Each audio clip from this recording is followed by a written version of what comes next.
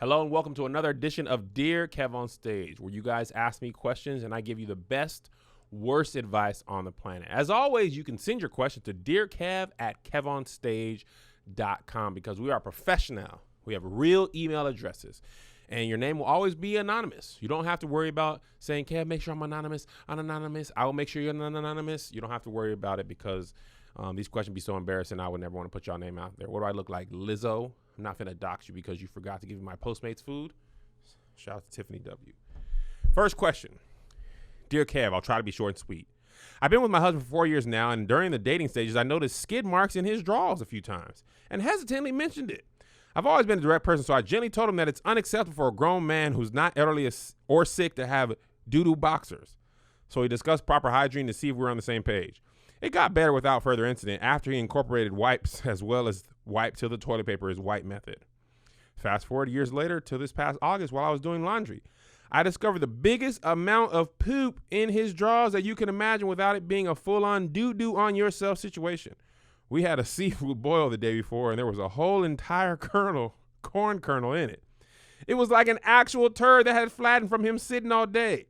The laundry basket smelled terrible, and I became so turned off and unattracted to him. His unhygienic behavior seemed so childish. I feel like he should wear Superman briefs because I remember elementary-age children coming home from school like that.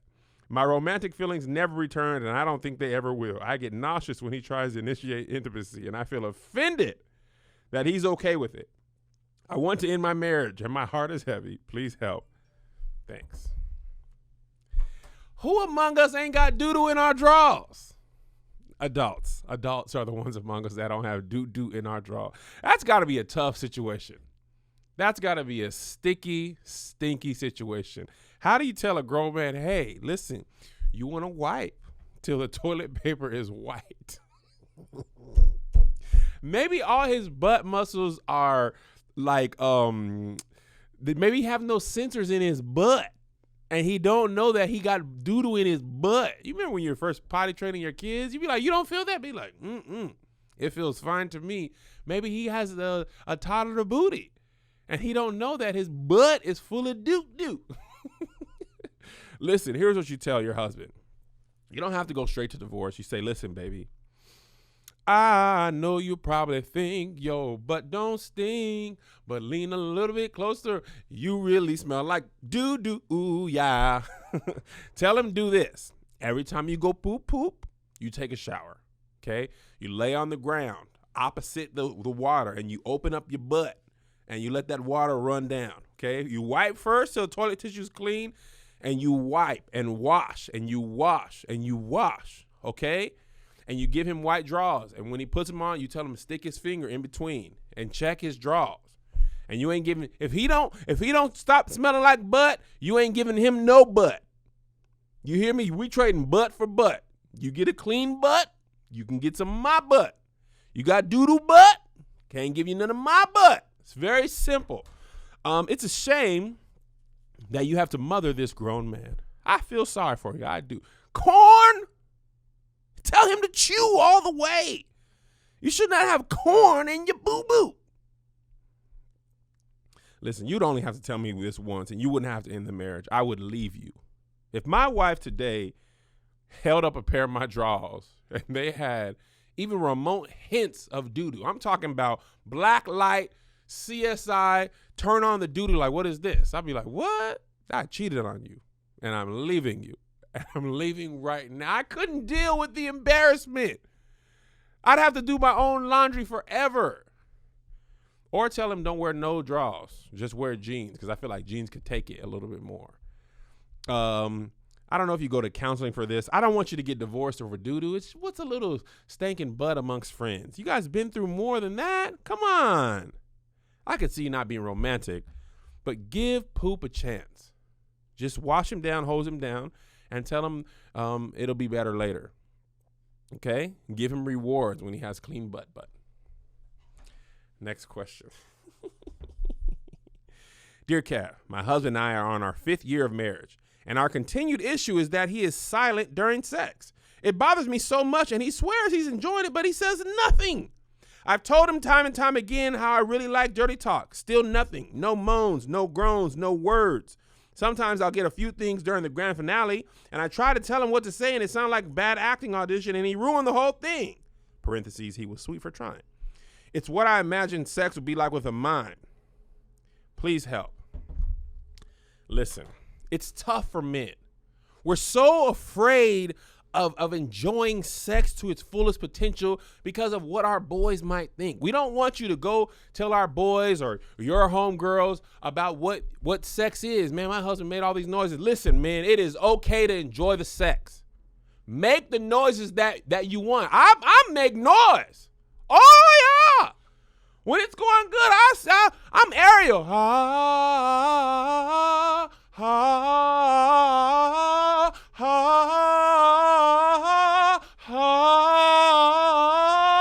I'm feeling it. Oh, yeah. Good. This is Campbell's soup. Good. I like that. I say everything I want. Oh, yeah, I like that. Oh, don't stop till you get it. Mama say, makusa. You can't shut me up. Especially when the kids is gone. I turn into a full white woman. Oh, yeah. I'm white. Yeah.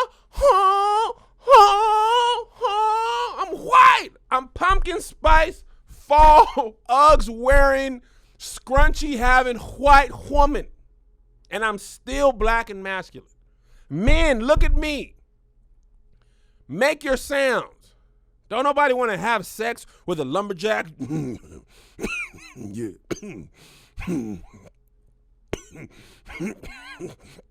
That ain't sexy. You looking all intimidating.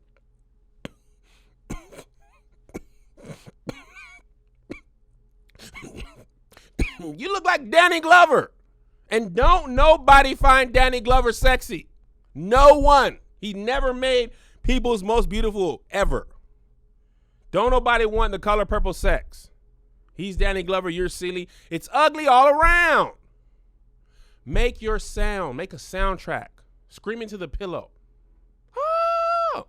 I'd be like, oh, happy day, dude. When Jesus washed. When Jesus washed my sins away. Oh, happy day. Oh, happy day. That's how I finish sex. Oh, happy day. Thank you, Sister Mary Clarence. Men, stop being afraid to make noise. Women like it too.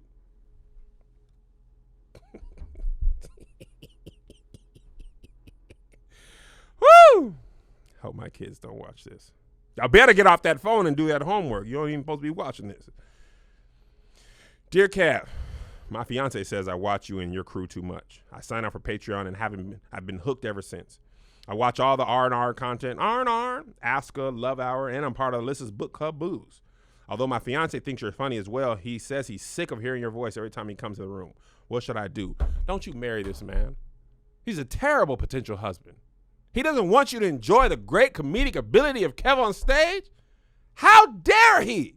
Interestingly enough, I run into this a lot. Women are big fans and their husband is sick of it. And I get it.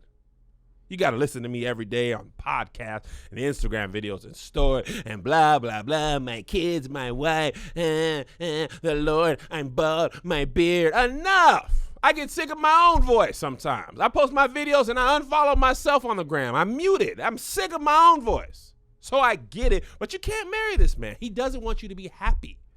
He doesn't want you to have joy. That's like him telling you, oh, don't go to your favorite restaurant because I'm sick of eating Italian food. No.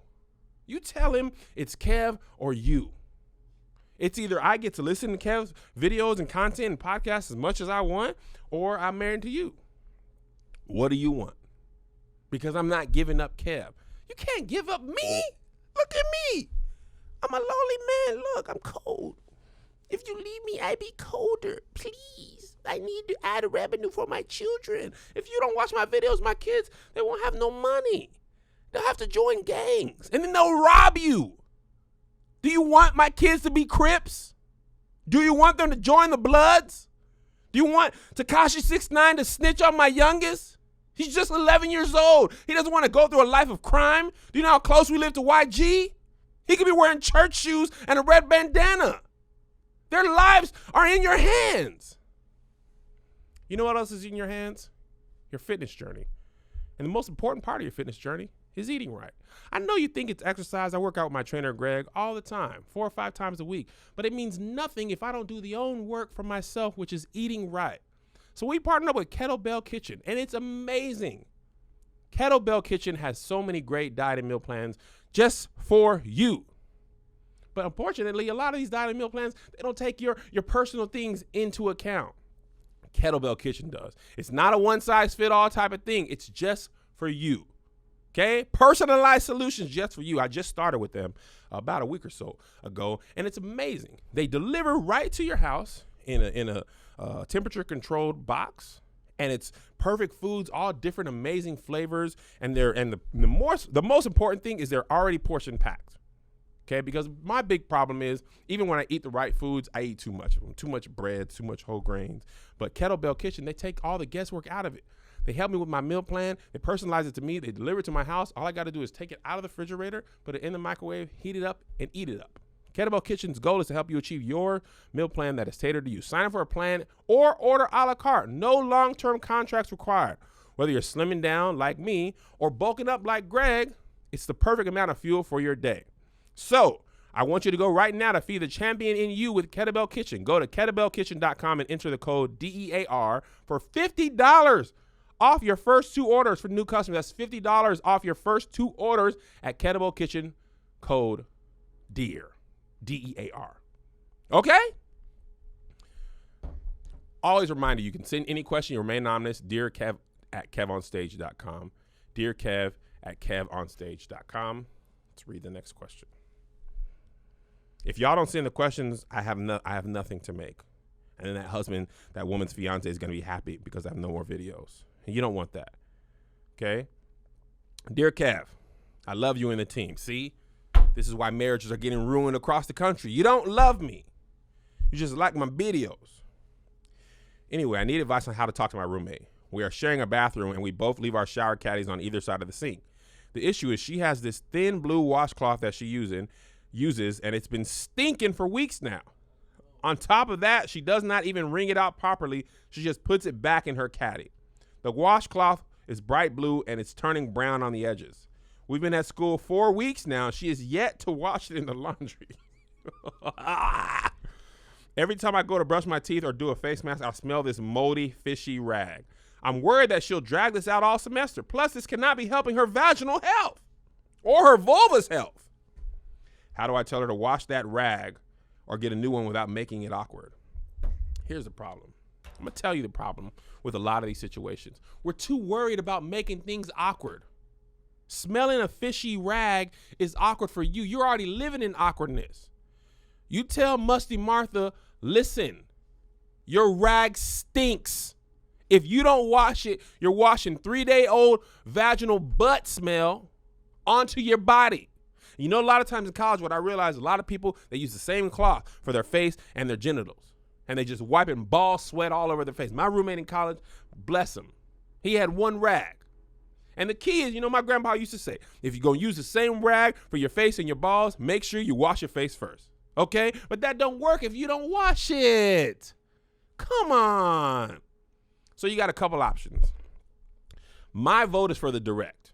Listen, Martha, you're musty. You stink. This rag stinks. I vomit and gag at the thought of you wiping day-old butt sweat all over your face. You're not cleaning yourself. 2, hey, you know what? We're homegirls. I noticed you didn't have a lot of rags, so I Amazoned 7,000 brand new face rags. Okay? Order them for China so they're not that expensive. And then just leave them out for her. Every time she uses one, hey, toss them out, girl. I saw this video on Mashable, and it said, you know, we need to toss our washcloths out in the environment. It'll help wipe down the trees. So use it once and throw it out. Or just keep throwing it away or burn it. Burn her rag and then burn the dorm down. And tell her a burnt dorm is better than you mustifying this whole place. You got to stop worrying about whether people think you're awkward or not. Spare no feelings. Do you think she's taking your feelings into account when she's all musty? I mean, how many times, guys? How many times you use your washcloth before you clean it? Once, twice, 3 times max. It's not a hotel. Everybody can't get a brand spanking new one every day. I get it. But anything more than 3 days, I mean, come on, man. We adults. We stink adulty-like. That word's adulty-like. Don't put yourself through that trauma and pain of living in a musty situation. Tell that girl you don't deserve this. You don't deserve this. Oh. Dear Kev, I'm not religious, and I'm not looking for a religious female specifically. However, I want a wife where I would be her first and only. That is oddly important to me because the thought of being with a woman who's ever been with other men grosses me out beyond comprehension. How do I make my dreams come true? You build a time machine and you go back to the Bible days, because the chance of you meeting and marrying a woman who has been without man entered her is highly unlikely. People be having the sex. It's just a fact of life. A lot of times people are getting married later and later in life. They're having the sex earlier and earlier. What's the deal? Why do you feel like a woman can't be with you? Have you been with other women? Of course you have. I'm certain you have. It seems oddly possessive of you to be like, I can't comprehend a woman being with another man. Jamal Bailey couldn't have been with him. If he was with Jamal Bailey, then how could I marry her? You don't make your dreams come true, because that's a silly dream. What you do is you make the best life with her. I know why you want her to be your first and only. It's because you're not sure how you can perform in the bedroom. And you don't want her to be comparing you to somebody else. Oh, what about Jamal? Or what about Raekwon? You know them dudes who ain't got no money and need a roof over their head? Oh, they lay it down. I got to lay it down. My homelessness depends on my sexual prowess. There's men all over America who don't know nothing else but PS4 and peen. It's the only 2 things they do well because their livelihood depends on it. I get it. You're worried about competing with people who have sex for their livelihood. But listen, here's what people don't tell you about sex. One of the things that makes it great is love, trust, no condemnation. There's a freedom that you have when you have sex, and the sex with only one person that you love, cherish, and adore. So let yourself rest in the ambiance of knowing that you are loved, and that you can tailor your sexual prowess to the one woman that you love and make her forget who else she's been with. Like, man, this guy's so good, I forgot Jamal. And Jamal was on that game. Jamal knew how to do something with them controllers and this vulva. Boy, he knew how to tickle a thing or two. You hear me? Huh? He unlocked the inner 2K in me. Come on, man. You're better than that. You hear me?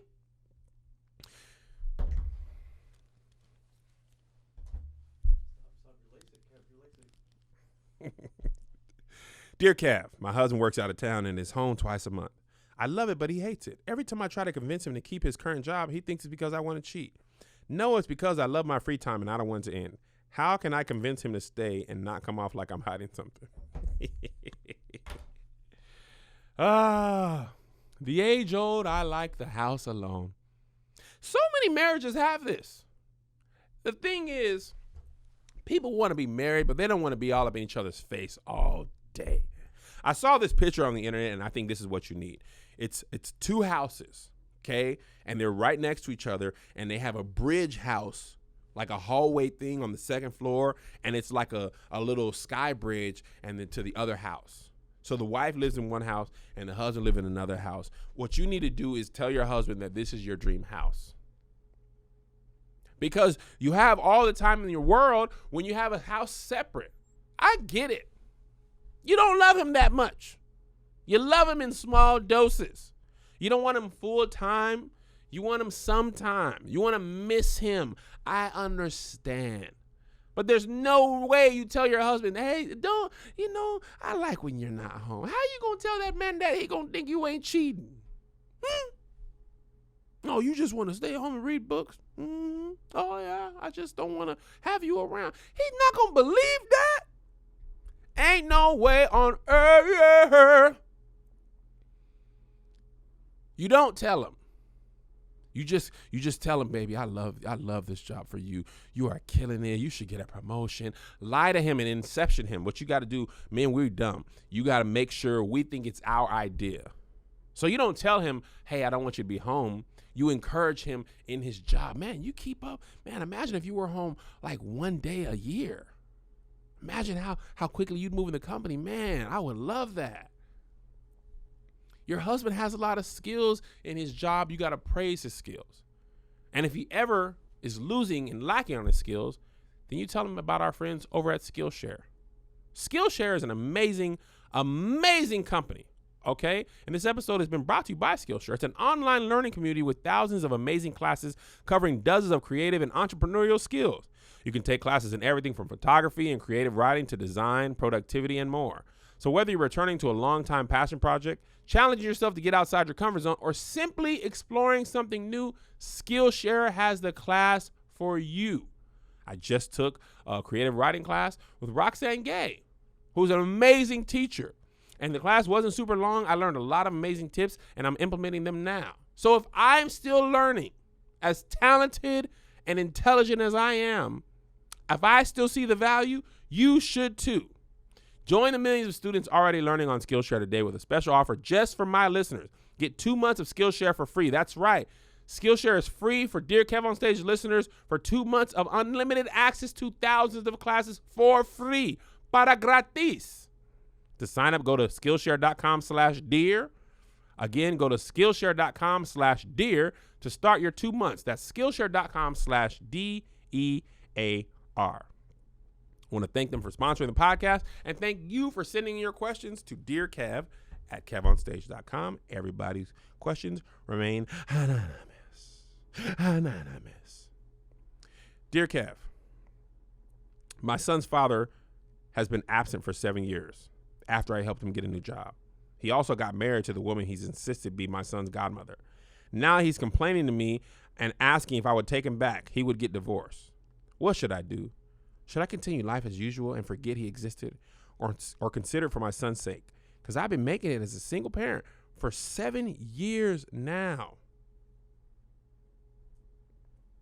That's a tough one. Let him rot in that loveless marriage. He doesn't deserve you.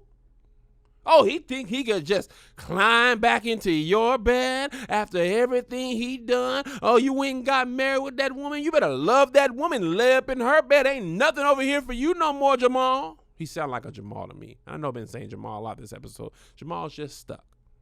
Oh, now you want to come back over here and be a father to your son? Well, guess what? You could be a father to your son, but you ain't going to be a husband to this wife. You hear me? You lost that opportunity. No.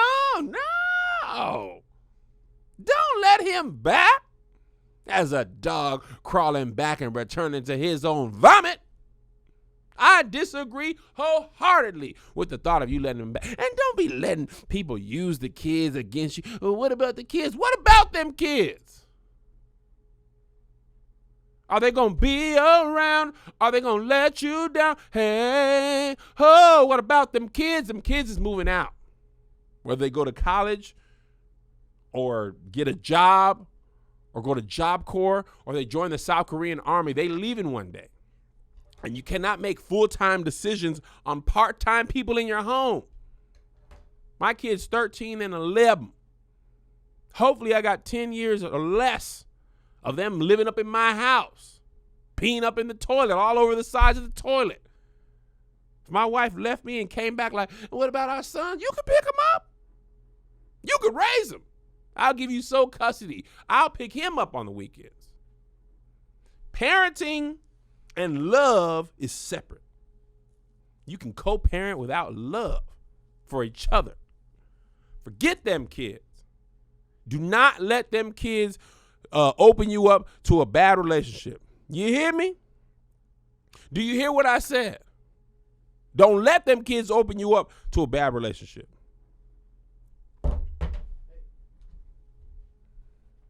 It's time for the last question. Dear Kev, I hate my in-laws. We've never been close, but I recently gave birth to our daughter, and now they always just seem to be around. They'll drop by unannounced, and my sister-in-law even jokingly calls my daughter her daughter. My husband will speak up because he seems to enjoy their company.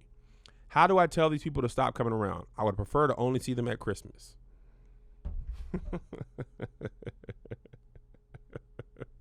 Listen, this is tough because I love my in-laws. My mom, my mother-in-law, she loves me more than any of her other son-in-laws. Melanie's husband, Greg, blech. Sure, he lives in L.A. and all that, but he's nothing compared to me. And my other sister, her husband, blech. You want to have a baby and get married? You're no KevOnStage. So I get it. I know they're both envious of me. I'm tall, athletic. I beat Greg in axe throwing that one time. So I know he hates me as well on the inside. Thing about it is, you can't be the one to tell the in-laws. It's always got to be the family member related to them that tells them when there's a problem. My wife, if she ever had a problem with my mom, grandma, dad, I got to be like, listen, mom, dad, here's how it is. Okay? The issue is you got to have this relationship conversation with your husband first. And you can't jump in with, I hate your in-law. I hate your mama. You telling somebody I hate your mama, them's fighting words. What you can say is, listen, I don't really feel close with your family. So what are your ways that you think we could feel close together? You have any ideas? Because they want to be around the kids and stuff, but I feel like we're just not very much closer. And if we're not very much closer, I don't feel good leaving the baby around them. And it makes me uncomfortable when she calls my baby her daughter. I just do not like it. So would you mind just telling her I do not like it? And also, I know Christmas is just one day a year. That's all I really want to see them. Not even Christmas Eve. They could come over around 10, leave around 10, 11. That time, not 10 or 11 at night. I mean, come at 10 a.m. and leave at 10, 11 a.m. Come in, grab a couple pictures for the gram, and then be on about your way, all right? I love you forever. And see how that goes. But you got to be worried. People love their mamas and their daddies and their grannies and their aunties. They've known them longer than they've known you. So be careful. And imagine if he said, I hate your mama, and I don't want your mama around my baby either. You feel a certain type of way. Put yourself in his shoes. Okay? That's enough for today. Thank y'all for tuning in. Dear KevOnStage. As always, we'll be here every Friday on your feed. Facebook, YouTube, Apple Podcasts, Stitcher, where podcasts are found. You can submit your question to dearkev at KevOnStage.com. Thank you to our sponsors, Kettlebell Kitchen, Skillshare. When you support the sponsors, you support me. When you support me, I can make more videos to ruin people's fiancés. I'll see you next week.